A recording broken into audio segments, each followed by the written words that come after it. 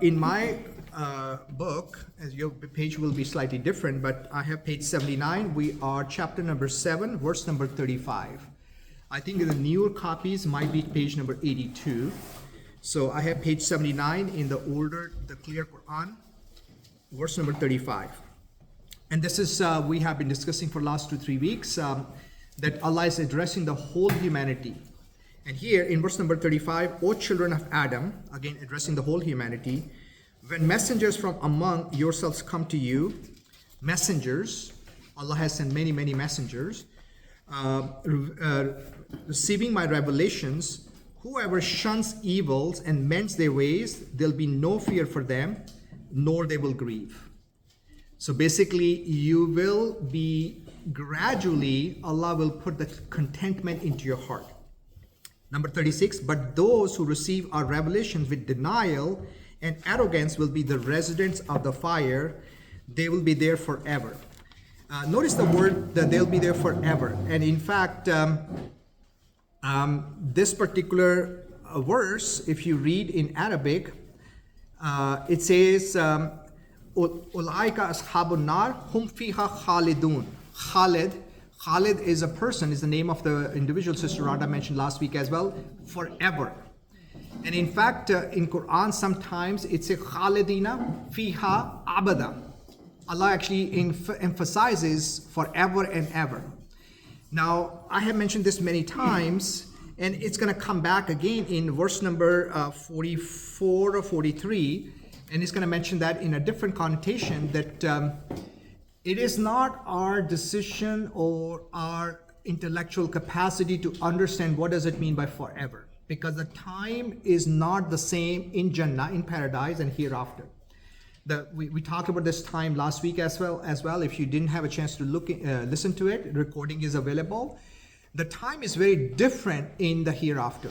Maybe my understanding is there'll be no time. That's why you will never age, you will never get tired, you will never have a need of any of those humanly needs, because the time will be very different from here. So here just wanted to emphasize that they'll be there forever in the hellfire. Now, question is, that's cruel because they only killed 65,000 people in Gaza. Why you have to put them forever? And we have discussed this many times. Even if they are given another chance, guess what they will do? They will do exactly the same thing. You give them another 1,000,000 years, they will do exactly the same thing. Allah knows the nature of those humans. That's why the punishment, He knows, because He's the wisdom, punishment will be accordingly. Number 37, who does more wrong than those who fabricate lies against God or deny His revelations? They will receive what is destined for them until our messenger angels arrive to take their souls, asking them. So when the angels come to take your soul, they will ask those individuals, those evil individuals. And there are people, now some people say, well, they have mental problems, they have abusive homes, their mother and father were druggies, and did they have a conscience not to rape small children? They did. You catch them all the time. They just caught a guy who burned 54,000 homes in Pacific Palisades. 54,000 homes. He started the fire. He did the recording. He put it on TikTok. He did everything. He was fully aware what he was doing. Guess what? His parents were missionaries. He traveled all over the world with the parents for mission work. And he is the person, and you can his name is, I have written his name somewhere. You can find Jonathan. His last name is a German long name, Rinderknecht. I don't know how to say the last name, but he's 29 years old, a guy caught for that purpose. Do you think the punishment, putting him in jail for 30 years, 35 years, penalizing for 500,000, can bring those 12 people who died in those fires? 54,000 and hundreds of billions were lost. Can you recover that one?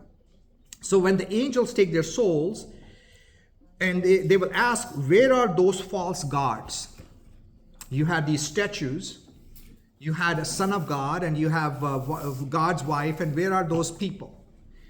And and you used to invoke besides God, they will cry, and these people who are evil, they will cry, they have failed us. That basically we are alone. We have no helpers on this particular day when they are dying. And they will confess against themselves that they were indeed disbelievers. Imagine the kind of not the word disappointment, but hopelessness they will have on that particular time. And I always talk about this one. Before your death, you already have the understanding that you're in a bad place. Right, a few seconds before that one. You already get it. And if you're afraid of dying, something is seriously wrong. Why do you want to live in this world afraid of dying? I mean, I would love to meet God. I'm not saying we are encouraging suicide or dying early. I'm not encouraging that one. Muslims are not afraid of those things. And look at the example in Gaza. The people are probably the heroes. How they are actually, when their entire families were wiped out, and they're saying we belong to God. So number 38, God will say, enter the fire along with the evil groups of jinn and humans that preceded you. Whenever a group enters hell, so these people, they will enter hell, and there were already some other people already in hell, their leaders or some other people they were surrounded, enters hell, it will curse the preceding one until they're all gathered inside. So if you just imagine for a minute, God forbid some of these, and hopefully Allah will forgive us and we do not enter the hell, we will never experience such an experience, that we are not surrounded by those people. And this also includes some of the spouses also. This also includes some of the family members. Sometimes you marry a wrong person and you were a good person and you're on the wrong track, and vice versa. So be careful whom you marry. Be careful who your best friends are. Be careful whom you're spending time with. We as Muslims cannot be sitting in a gathering where people drink alcohol. Even you're watching a football and you're watching people are drinking beer. Walk away. Have a courage to say, I'm not going to do it. Have a courage. Your family members are drinking wine on dinner. Walk away. Say, I'll be back. I did that in corporate, and people stopped drinking alcohol. I was a junior consultant, and people start drinking alcohol. They stopped ordering alcohol. You need to have the courage. Muslims, I always say, are the strong people. Muslims are not weak people. So if you become weak, they will run over you. You will never be able to satisfy anyone. You can change your gender. You can become whatever they want you to become. They'll still be unhappy. So please have the strength to walk away. So here, as soon as they enter, the followers, all gathered inside, the followers will say about their leaders, our Lord, they have misled us. Now they're complaining, and we talked about this last week and week before. They will complain, oh, our leaders told us to do certain things.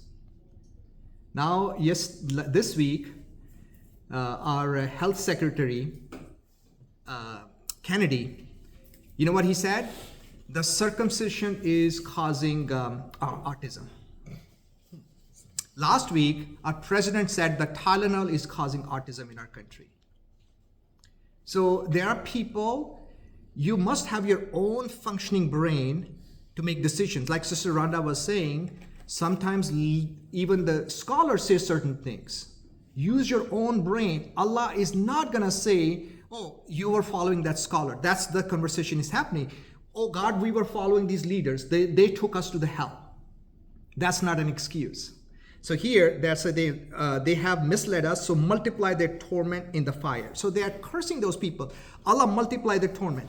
So in fact, there's a double chastisement, double punishment for every generation for the sins it committed as successor, and for the sins it left for other people who were following them.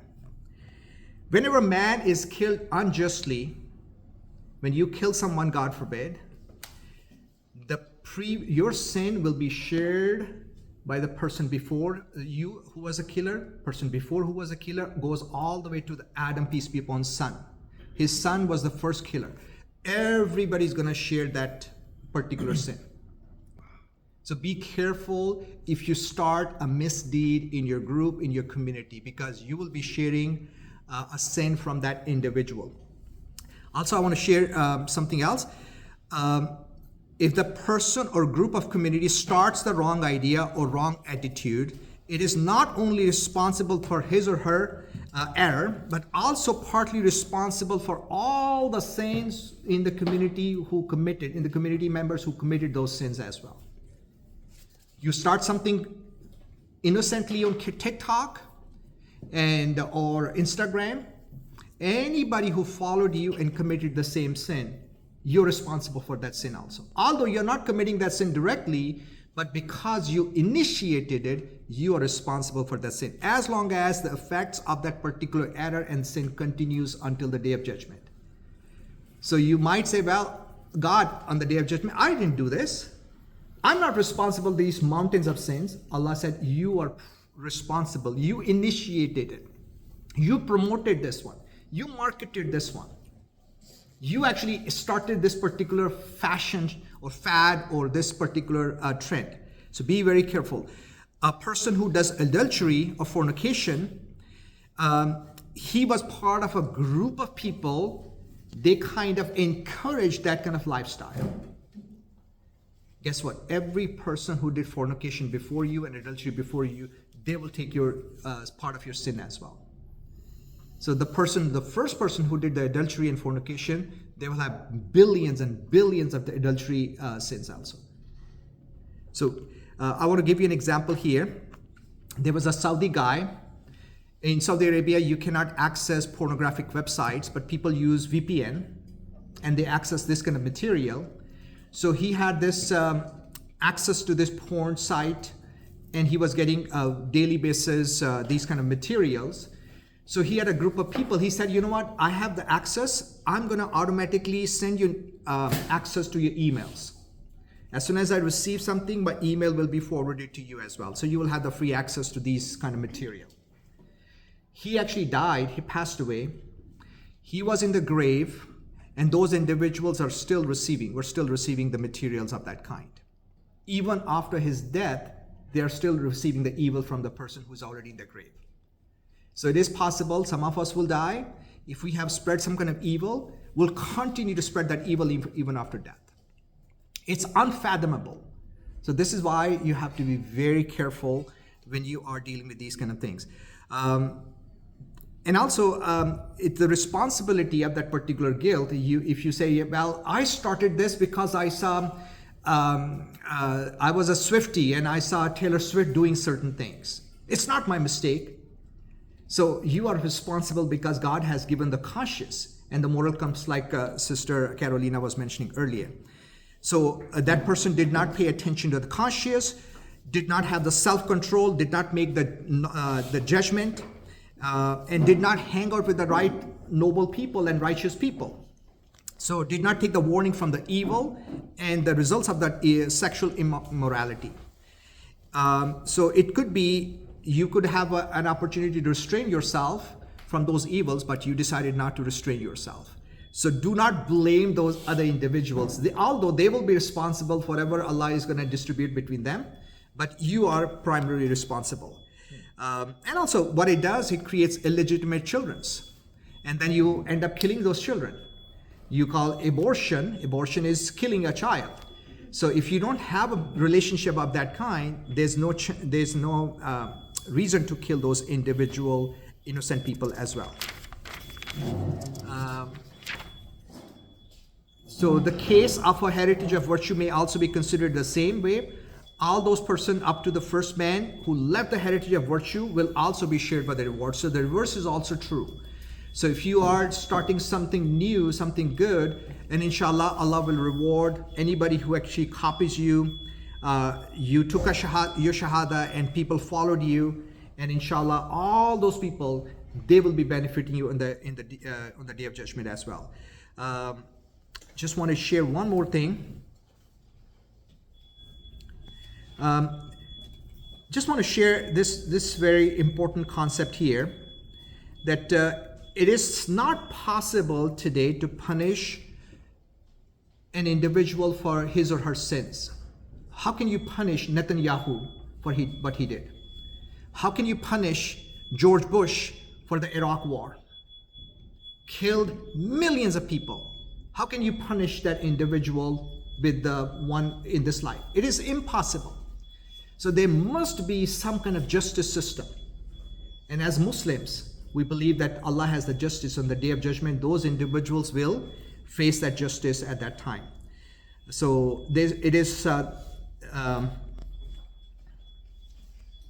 can you can this punishment in this world, physical or moral, spiritual, severe enough to for you to face the justice? So the answer is no, it is not possible. So that's why the full justice will be served in the hereafter for those individuals. Just wanted to highlight that very important concept here.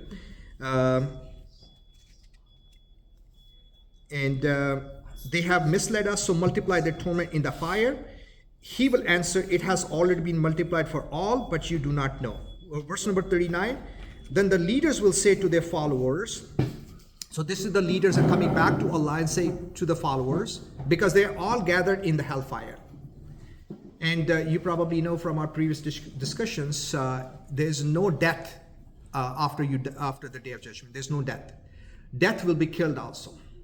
So the people who are in a good place or bad place, there'll be no death whatsoever.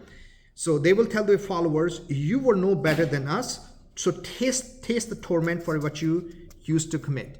So they are coming back to this one. And in fact, in another place, in chapter number 34, we'll study much later, Allah says that I wish, this is the conversation presented in this, I wish you could see these unjust people when they will be standing before their Lord and accusing one another. The people who were made weak will say to those who posed as mighty ones, like spiritual leaders, political leaders, financial gurus, they will be addressing those. But for you, we would have been believers. But the so-called mighty ones will reply, what? Did we keep you back from the guidance when it came to you? No, you yourself are the guilty ones. So they're going to throw back this guilt back to them. And we saw this, the devil is going to say the same thing. We saw this one 3-4 weeks ago. Devil is going to blame you that I didn't do anything. All I did is whisper. That's all I did. I didn't force you to do anything bad. So you're responsible for your own deeds. You fell in easy prey to the greed with which we tempted you to become our slaves, because you yourself were greedy for wealth. When we wanted to buy your conscience, you sold it because you yourself were eager to sell it. When we invited you to worship on materialism, worldliness, consumerism, nationalism, you were ready to purchase those kind of ideas. And I like to call it isms, all these isms. Capitalism and communisms and all those isms. When we deluded you with the false religious things, you accepted those because you yourself were cherishing the same in your hearts. For instance, you were in search of such gods as might fulfill your desires without demanding any moral obligation from you. Imagine, as a Christian, love Jesus and you're in paradise. How that's meaningful. How that's intellectually meets the criteria. You don't have to stop yourself for doing bad things, sleeping around and living with your girlfriend and boyfriend without getting married. Doesn't make any sense. As long as you believe and love Jesus, the Lord, you're safe. In Islam, none of that is true. As a Muslim, I'm not safe until I meet the criteria. And the criteria is until you die, you're doing your best to be a good person, a righteous person. So, and those individuals are in the search of the intercessors. Intercessors are people, somehow they're going to save you. So brothers and sisters, nobody's going to save you. Only you're responsible for yourself. Yes, we are dependent on Allah's mercy. And as we try our best to follow Allah's guidelines and guidance, but we are still responsible for our own actions. So, without minding the guidance of Allah, we invented such ones and you followed us. This is again these people who are in the hell, their leaders, they are saying, you were in search of such religious as might guarantee shortcuts to salvation. These are called shortcuts to salvation. Freeing you from the hardships, restrictions, and sacrifices. I was single in this country for many years.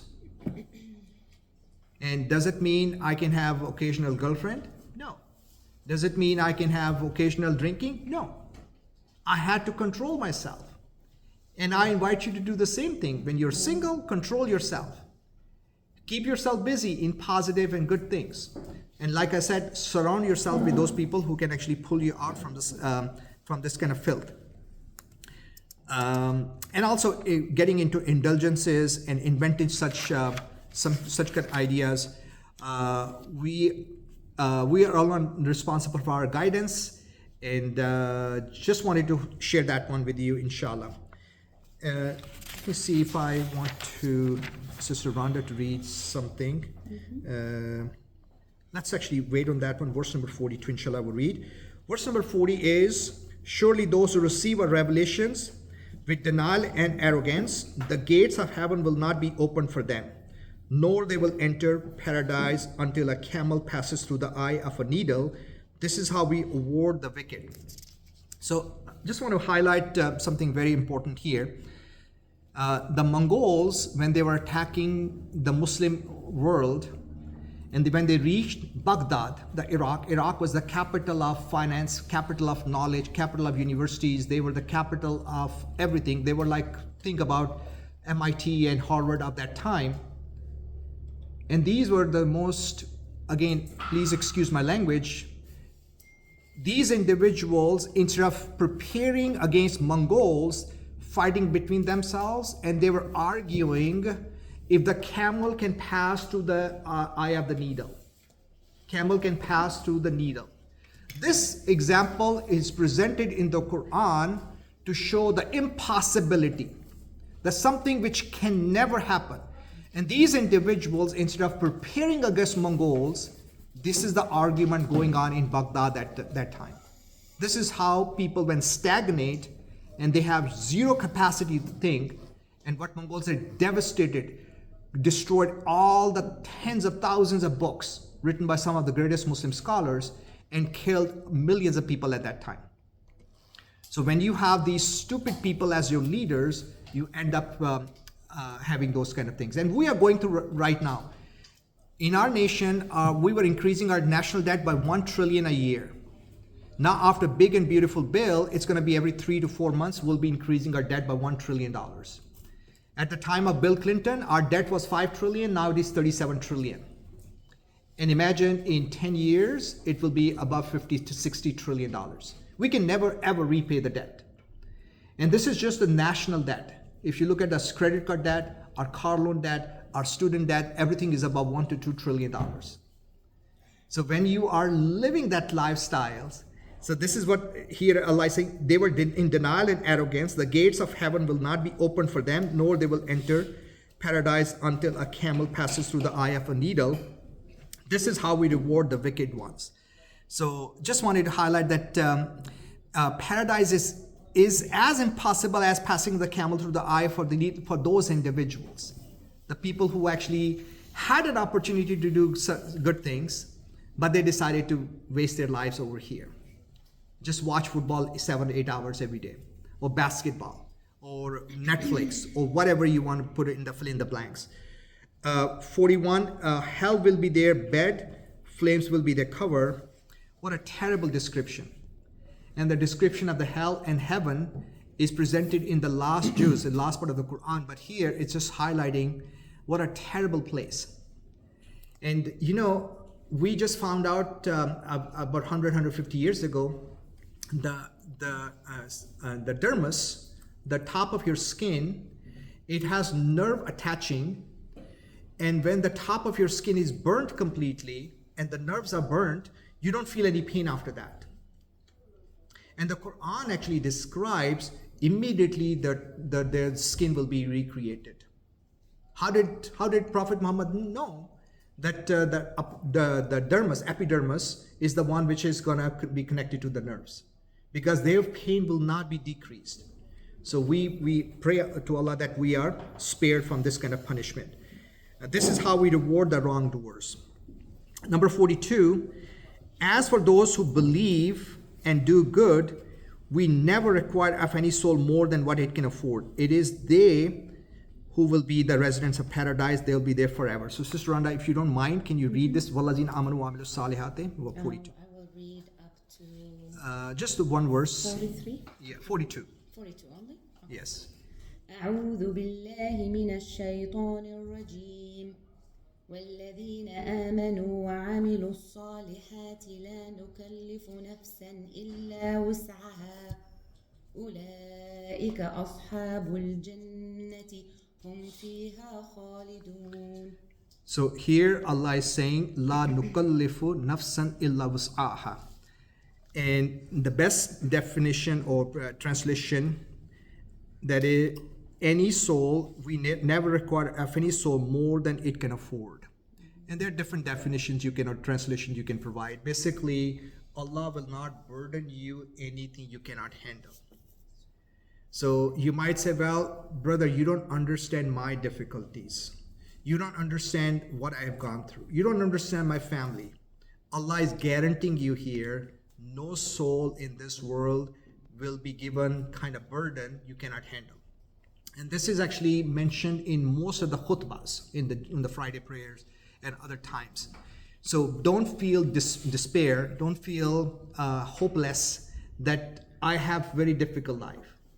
And all of us, we can have our own stories and all narratives that our lives are very, very difficult. Here Allah is clearly showing that you will not be burdened. All you have to do is the creator of this universe. You want to have the direct conversation with him? You have 5 opportunities. He invites you 5 times a day. But during those 5 times you want to talk to him, you are free to talk. In fact, if Larry comes to me, ask me money, okay, the first time I'll give him money, then ask me for money again, ask me for money again, after a while I'll try to avoid Larry. Allah is the exact opposite. He wants you to come to him for every single time and ask him and ask him and ask him. So this is how merciful Allah is. The humans are exactly the opposite. So Allah is saying he will never burden you. And you can have your, like I said, you can have your own narrative in your own story from your own intellectual thinking. And I always claim, and you know me for last many years, that I claim that I had the most difficult life. But at the same time, you can claim the same thing about your life. Allah is clearly saying he will not burden you for anything you cannot bear. So just wanted to highlight that one. And ulaika ashabul jannah, these are the people of Jannah. And hum fiha khalidun, they will live there forever. You will not exit the paradise. Why would you? By the way, you will have clear communication with the people of the hell, your relatives and friends. There'll be some communication channels. We have discussed, we saw and in fact, next week we'll have more understanding on that one. You will have even communication. This Surah Al-Araf is the place between Jannah and hellfire. There's a place. These people will be stuck because their good deeds and bad deeds are exactly the same. These people will be stuck. They'll be talking to the people of the hell, and they will be talking to people of the paradise. May Allah save us from these kind of places. May Allah, for being in this kind of community, bring us together and maybe put us, inshallah, in the paradise together. So we will remove whatever bitterness they had in their hearts. Rivers will flow under their feet. And this concept is, imagine this is written 1400 years ago, revealed 1400 years ago. There was no concept of this kind of sanitation system or other kind of water system, other kind of system that you'll be getting rivers under your feet. And they will say, praise be to God for guiding us to this. We would have never guided if God had not guided us. So if you're sitting here, Allah actually is the most merciful that he guided your heart. This is the biggest treasure you have, the greatest reward you have. Your heart is guided. And you could have been doing so many other things. So alhamdulillah, we're sitting together and discussing these concepts here. The messengers of our Lord have certainly come with the truth. It will be announced to them, this is paradise awarded to you for what you used to do. Just want to highlight one or two things. That these individuals who are in the paradise, they will not be boastful that they have gained paradise. So if you make it here, you buy your first Porsche or your BMW, you should not be boastful, the people who do not have it. But they will be grateful and thankful. There's a difference. When you're grateful and thankful, you should show the gratitude. You're not showing arrogance. Boastfulness is the arrogance. If you're a good-looking person, did you purchase those looks from the marketplace? If you're a strong person or intelligent person, did you purchase those things? These are the rewards of Allah. These are the gifts of Allah. All this is due to Allah's grace for what we did not deserve this. On the other hand, this is the look at Allah's mercy on these individuals who are in the paradise. Allah will not even hint that it was due to His favor, but He will say, "You have gained this by your services and returned by your own earnings. This is not a piece of charity, but a reward for your own efforts. A fruit of your labor, it is respectable living that you have earned." To add to His grace, Allah will not say that directly to those individuals. They will hear this voice. And this is what it says. This is the paradise awarded to you for what you used to do. This will be announced to those people in the paradise. So Allah will not directly say, "Okay, I'm giving you paradise because you deserve it." This will be indirectly, so they feel happy and they feel honored that this is Allah's reward for them. See, very subtle kind of connection I'm trying to make here. That individuals will be grateful, and Allah is also indirectly telling them you earned it. So very, very subtle kind of shift I wanted to highlight. In fact, the servants of Allah behave like this in this world as well. If you are a show-off person, I'm not sure you're Muslim or not. The show-off in Islam is half of what? Half of shirk. Half shirk, minor shirk. Not half, minor shirk. If you say some showing off of your house or your property or your whatever, it's a minor shirk. So those people, so they do not become proud of any worldly success and say this is the result of my own ability, work or effort. We don't are boasting about those things. Allah consider every worldly success as His favor, and they are thankful and grateful to Him. The more they are favored by Him, the more humble and generous and merciful they become. So one of the criteria you want to test it, and I've tested this many times, when you give $1, Allah give you $10 back. You give $10, Allah will give you $100 back. You give $100, Allah will give you $1,000 back. And we can share these stories after stories many times. They do not rely on their good works and say, we are quite sure that we shall get salvation. Muslims don't say we are the chosen ones. These people who claim they're the chosen one, you have seen in last 2, 3, 4,000 years, look at the history. These are the worst cursed people ever. And they will be cursed hereafter as well. If they had some understanding, and some of these people are still alive from Holocaust, they could have stopped it. This is what happened to us in Germany and other places in Poland. We should not be doing these to other human beings. Regardless, their names are different names. So we are quite sure we will get salvation. We don't say those things. Instead, they beg Allah's pardon for their shortcomings. We always say astaghfirullah. When you finish your prayer, the first 3 things you want to say, astaghfirullah, astaghfirullah, astaghfirullah. Oh Allah, forgive me. Oh Allah, forgive me. And you always ask for Allah's forgiveness. What it does, it kind of melts your heart. It keeps your heart intact and keep it gentle. Allah's pardon of their shortcomings rely on His grace and mercy, and they are always filled with the fear that their account should turn out to be unfavorable against them. So, and devil might say, you know what, Larry, you're doing such an amazing thing. You know what, you don't need to do this anymore. You are such a great person. That means this is not your own thinking. This is the devil's whisper.